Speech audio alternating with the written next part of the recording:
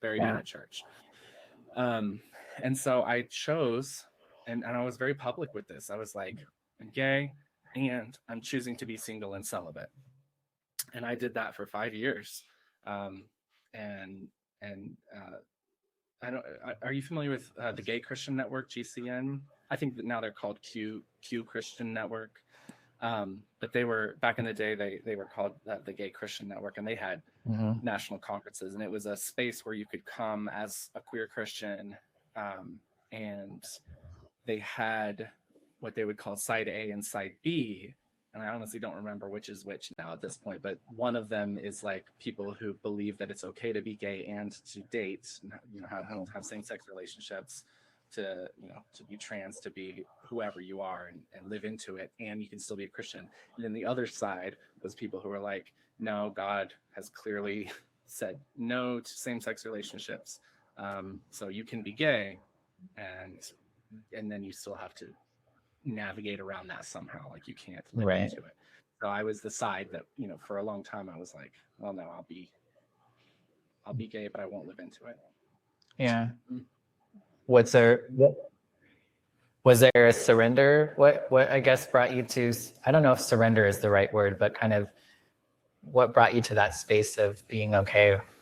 Or I don't know, like letting, I don't know, because I feel like I know that you're not, maybe, like, I guess, when did you have to make a choice? Yes. I did ultimately make a choice, and it's interesting to ask if I had to. I think it did come down to, for me, again, that acknowledgement that the way of doing life was killing something in me, that was killing something in me that needed to thrive. And I didn't I did all the research around the theological arguments, and talked myself into believing that actually the Bible has been misinterpreted, and the clobber passages are not actually clobbering queer people as we understand queer people today. Right. I did all that work, and at the same time, I think when I finally decided, I just didn't care anymore. I just had lost a lot of respect over the years for both the institution of church, and even lost respect for the Bible, and at the bare minimum, at least how it had been used. But I think honestly for the Bible itself. And so I had kind of reached a point where my faith had degraded to the point where, when I finally was like, I'm suffocating and I want to be happy, I didn't really need to do a lot of personal mental gymnastics with my faith anymore, because it had just kind of like,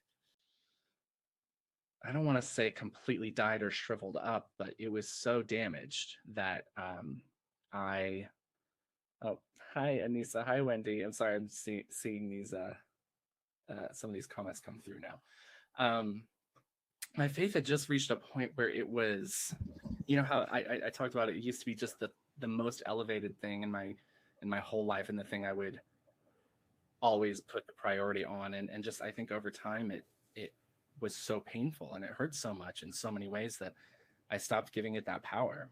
And by the time I decided, I was 28 when I had my first boyfriend, and at that point I didn't feel like I was betraying God in any way, and I didn't feel like I was sinning or any of that. All of that guilt stuff, I think, had just turned. I had so much anger around it, to be honest. I was just so angry at all the hurt for so long that I was happy to just kind of give a big middle finger to all of it and say, nope, I'm turning around and I'm just going to live the life that I want to live now, instead of the one that I've been told to live for my whole life.